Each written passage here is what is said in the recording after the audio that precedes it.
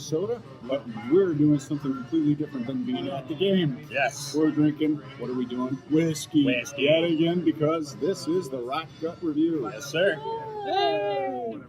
Where are we, Dad? We are at Ray's Liquor and Spirits on North Avenue, 91st and North Avenue. Yep, here in Wauwatosa, Wisconsin. Yeah, and why are we here? Because they have George T. Stagg. It's an event. They had a bunch of cool beers and then a couple of whiskeys. We just did the Van Winkle 12. we did, which was very good, very good. Wonderfully warming and long-lasting. And then we got another one out of Buffalo Trace. This is George T. Stagg. Not Stagg Jr., the original George T. Stagg, which I've had this before and I loved it, so I knew we had to do a video. And what is it? Is it a bourbon? Yes, it's straight bourbon. Cask strength, 70.7%, although that can be different for depending on what bottle you get. And George T. Stagg was a Kentucky businessman distiller down there. The brand was acquired by Buffalo Trace, and now the George T. Stagg is part of their antique collection. Which, like me. Yeah, exactly. Exactly. I should enjoy this. Yeah, which also includes William LaRue Weller. I'm trying to remember what else. The Sazerac Rye is in there. And basically all their brands that are super, super hoity-toity get put in the antique collection. It's released every fall. So you gotta work to find this. Cool. Yeah. So, you want to get a sniff? I would love to get a sniff. Yeah. A little thinner than the last one. Now, like Van Winkle, this is very hard to find because, they only make a little bit of it and there's a high demand for it. Unlike Van Winkle, it doesn't tend to run quite as expensive. I think I've seen this running like $500 on the secondary market, when MSRP is more like $100 or so. All right, I'm getting an ethanol blast, but I'm also getting sweetness and nutty. Ooh. Kind of a nutty flavor. Not sure what that is. Nothing wrong with that. Is this a single cask? So I don't believe it's single cask. I believe it's a bunch of barrels, but it is at cask strength. So this is. I see what you mean about the nuttiness, like almond. Yeah, like almond or macadamia. Yeah, for sure. It's not the sweetest nose. No, it's a little drier. Not compared to the Van Winkle, which we just did. Which actually we should pull that in, compare the two. Because this is weeded. This is a weeded bourbon, which is a little different. Oh, that's sweeter. Yeah, so this does have a little bit more. This is more weedy, more. It's a little dark walk in the woods. Yeah, dry grass. Walk in a field is what you were saying earlier. Field, yeah, and this is a little more darker, a little nuttier. Yeah. A little different. Yeah. Well, this is, you got to remember, this is proof down. Yeah. Got a little more water in it. That's virgin oak.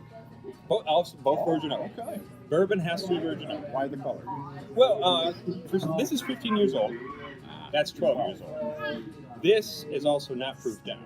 So that's proof down to 45%. Okay. This is sitting around 70. So you add a little bit more water, you lose some color. Right. All right. So let's make sense. Yeah, let's get a sip. It's like if you took vanilla Dr. Pepper and you poured in a little bit of cinnamon and a little bit of like cardamom or something like that, allspice. And a lot of alcohol. Wow. That is an ethanol blast. Yeah. Well, let's put a little water in it because it is cask strength, so we can put a little water in that. I think that's going to ruin the nose. Then. You think so? Oh yeah. Well, let's get a few sips of it like that then. Yeah. Because I think this is one that I'm not too worried about doing with water. Plus, if we're going to compare it to the Van Winkle, I think we should put water. What's interesting about this is it does not attack the tongue. It's there, but it's not overly spicy. Okay. Even with the high ethanol? Yeah, I don't know. I think I've had other bourbons that were a little more. Yeah, for sure. Well, and that's part of what mellowing does in the cask. Even a high alcohol thing with a little bit more mellowing doesn't come off quite as sharp. Okay, that makes sense. Hence the aging process and why they do it. Yeah, and I am getting a little more, for sure, a little more vanilla. Now that it's a sweet one. Mm-hmm. But it's a little thinner than our last one. But oh man, that cherry on the back end, that dark, really dark cherry, really vanilla-y. Oh, it's all over your mouth, and it just hangs with you. All right, let's try a little water in that. All right, let's. I'm liking the Van Winkle over this one. Yeah. Like we said, this is A little sweeter. it's a Dr. Pepper kind of. Oh, this one is Dr. Yeah. Pepper. Yeah, that one's a little more sweet. Just a little bit. Just a hint. Not too much. Cut that down a bit. Well, let's let this. We can cut here. We'll let this sit for a minute, Okay. let it blend, and we'll take a few sniffs, and then we can come back to it and see what it's done. All right, coming back to it. Hey, everybody. We let it sit for a minute with the water.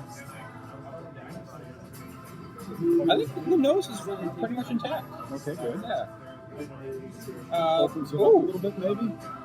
Yeah, a little bit. I'm getting more banana bread, almost. Yeah, get a sniff of that. No, I don't know what to call that. That's good though. That's really good. It's a walnut muffin. Yeah. Oh, there you go.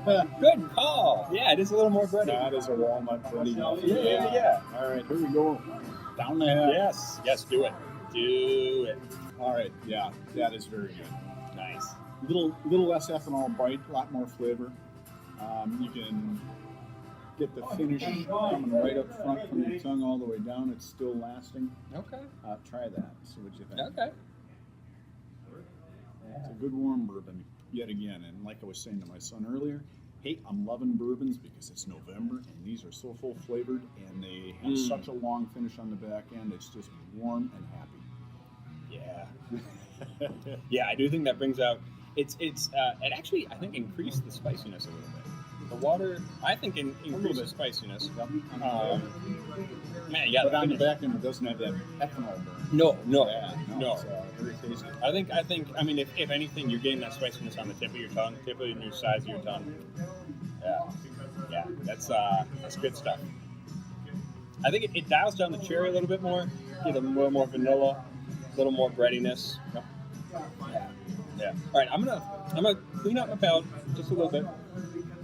Clean And- the palate's very important. I'm gonna taste a little Pappy, or not Pappy, Van Winkle. Do it.